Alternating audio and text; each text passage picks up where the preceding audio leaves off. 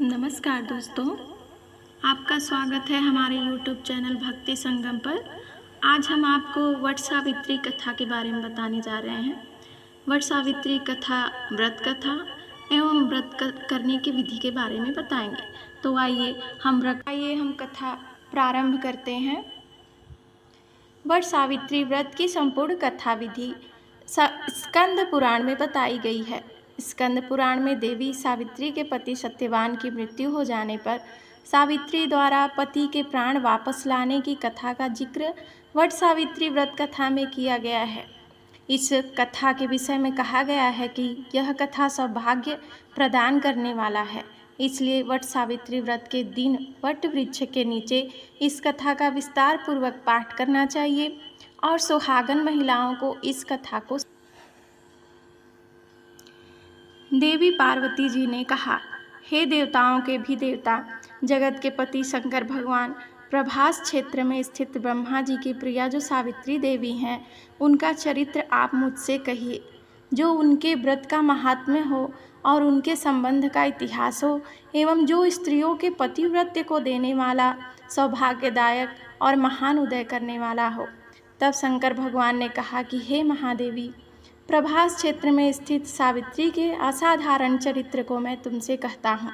हे माहेश्वरी, सावित्री स्थल नामक स्थान में राजकन्या सावित्री ने जिस प्रकार से उत्तम वट सावित्री व्रत देश में एक धर्मात्मा राजा रहता था, जो सभी प्राणियों के हित में तत्पर रहता था। उसका नाम अश्वपति था। धर्मात्मा क्षमाशील सत्यवादी होने पर भी राजा संतान रहित था। एक समय वह राजा प्रभास क्षेत्र में यात्रा करते हुए पहुंचा और सावित्री स्थल पर आ गया। वहां पर राजा ने अपनी रानी के साथ इस व्रत को किया, जो सावित्री व्रत नाम से प्रसिद्ध सभी प्रकार की कामनाओं को पूर्ण करने वाला है। भू भूर्वः स्वः, इस मंत्र की साक्षात मूर्ति बनकर स्थिति श्री ब्रह्मा जी की प्रिया सावित्री देवी उस दिन राजा पर प्रसन्न हुई। कमंडलू को धारण करने वाली वह सावित्री देवी दर्शन देने के बाद पुनः अदृश्य हो गई।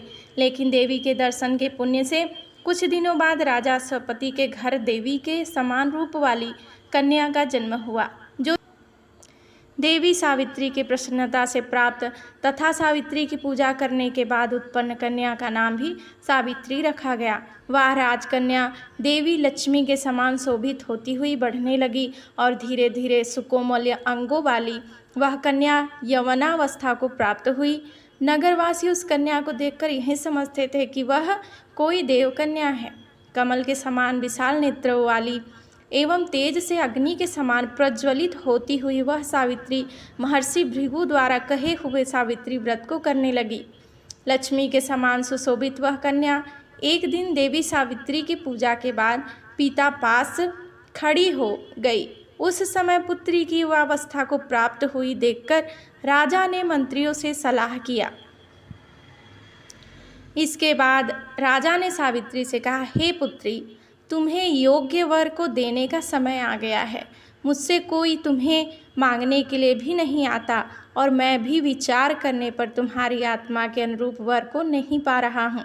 अतः हे पुत्री, देवताओं के निकट में जिस तरह से निंदनीय ना हो जाऊँ, वैसा तुम करो। मैंने धर्मशास्त्र में पढ़ा और सुना भी है कि यदि पिता के गृह में रहती हुई विवाह के पहले ही जो कन्या रजो धर्म से युक्त हो जाती है, उसके पिता को बड़ा पाप लगता है। इसलिए हे पुत्री, मैं तुमको भेज रहा हूँ कि तुम स्वयं ही अपने योग्य वर ढूंढ लो। वृद्ध मंत्रियों के साथ शीघ्र जाओ और मेरी बात को मानो। इसके बाद जैसा कहते हैं वैसा ही होगा। ऐसा कहकर सावित्री घर से निकलकर राजर्षियों के साथ तपोवन की ओर चल पड़ी और वहां पहुंचकर माननीय वृद्धजनों को प्रणाम करके सभी तीर्थों और आश्रमों में जाकर पुनः मंत्रियों के साथ सावित्री अपने महल को लौट आई। यहाँ सावित्री ने पिताजी के साथ देवर्षि नारद जी को बैठे हुए देखा। आसन पर बैठे हुए नारद जी को प्रणाम करके मुस्कुराती हुई जिस कार्य के लिए वन में गई थी, सारी बातें कहने लगी। सावित्री बोली, हे नारद जी, साल्व देश में धर्मात्मा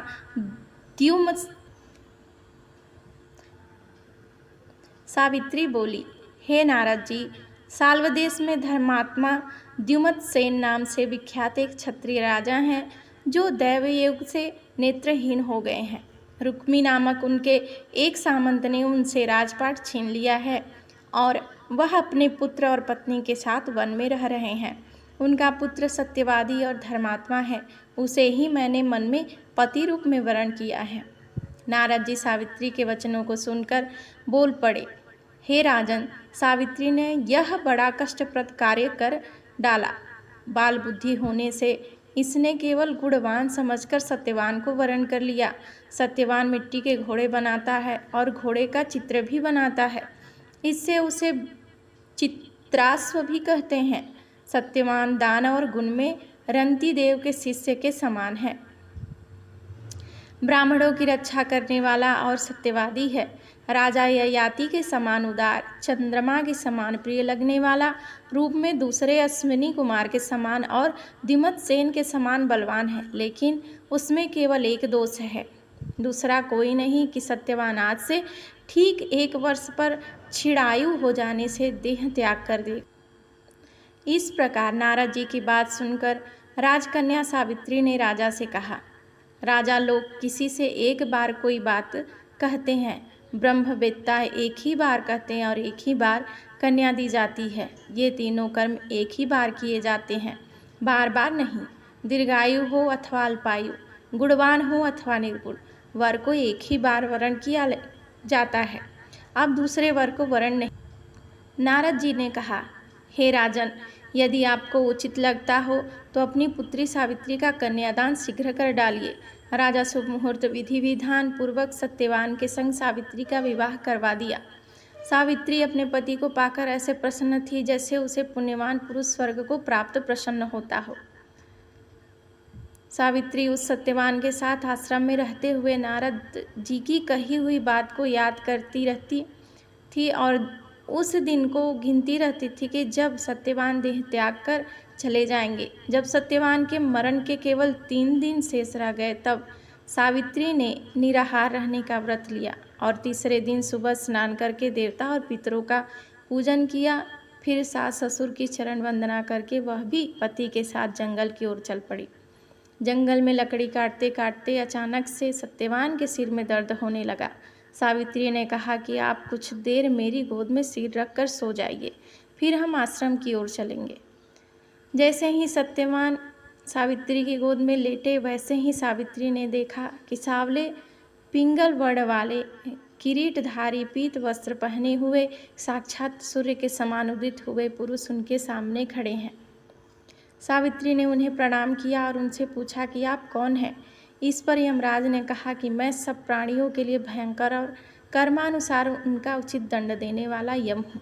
सो हे पतिव्रता सावित्री, सभी में पड़े हुए तुम्हारे पति की आयु समाप्त हो गई है, इसे यमदूत पकड़कर नहीं ले जा सकेंगे, इसलिए मैं स्वयं आया हूँ। ऐसा कहकर फांस के लिए हुए यमराज ने सत्यवान के शरीर से अंगुष्ठ मात्र शरीर वाले जीवात्मा को बलपूर्वक निकाल लिया। इसके बाद यमपुरी की ओर चलना शुरू किया। सावित्री भी यम के पीछे पीछे चलने लगी। यमराज ने सावित्री से कहा कि कोई भी जीव बिना आयु समाप्त हुए यम मार्ग से नहीं जा सकता। सावित्री ने यमराज से कहा कि आप जैसे सज्जन पुरुष के साथ मैं चल रही हूँ, मेरे पति आपके साथ हैं, तो मुझे आपके साथ चलने में कोई शर्म और कोई ग्लानि नहीं हो रही है। दूसरी बात, स्त्रियों के लिए इस पृथ्वी लोक में पति को छोड़कर कोई अन्य स्थान नहीं है, इसलिए मैं आपका अनुगमन कर रही हूँ। सावित्री की मधुर बातें सुनकर यम ने कहा कि मैं तुम्हारी बातों से प्रसन्न हूँ, इसलिए जो इच्छा हो वर मांग लो। सावित्री ने तब यमराज से अपना खोया हुआ राज्य, सास ससुर की आंखों की रोशनी और 100 पुत्रों का वरदान मांग लिया। अपने वरदान में जाल में फंसकर यमराज ने सत्यवान की आत्मा को मुक्त कर दिया और सावित्री को लौटा दिया। सावित्री पति के साथ अपने आश्रम लौट आई। सावित्री ने सावित्री देवी का व्रत किया, जिसके प्रभाव से सास ससुर की आंखों की रोशनी लौट आई। इनका राज्य भी मिल गया और 100 पुत्र हुए।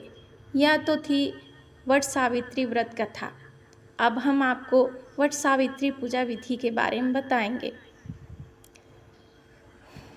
शिव जी ने देवी पार्वती से कहा है कि सावित्री व्रत के दिन प्रातः स्नान करके सास ससुर का आशीर्वाद लेना चाहिए। वट वृक्ष के समीप बैठकर पंच देवता और विष्णु भगवान का आवाहन करें। 3 कुश और तिल लेकर ब्रह्मा जी और देवी सावित्री का आवाहन करें। ओम नमो ब्राह्मणा सह सावित्री इहा गच्छ इह तिष्ठ सुप्रतिष्ठिता भव। इसके बाद जल, अक्षत, सिंदूर, तिल, फूल, माला, नैवेद्य, पान अर्पित करें। एक आम या अन्य फल लेकर उसके ऊपर से वट पर जल अर्पित करें। कच्चा सूत लपेटते हुए 7 या 21 बार वट वृक्ष की परिक्रमा करें। तो दोस्तों, ये थी वट सावित्री व्रत कथा एवं विधि। आपको वीडियो कैसा लगा? आपको वीडियो हमारा अच्छा लगा हो तो वीडियो को लाइक करें, सब्सक्राइब करें, साथ ही बेल आइकन को प्रेस करना बिल्कुल भी ना भूलें, ताकि हमारी ऐसी ही नई नई वीडियो आपको आसानी से मिलती रहे। तब तक के लिए नमस्कार।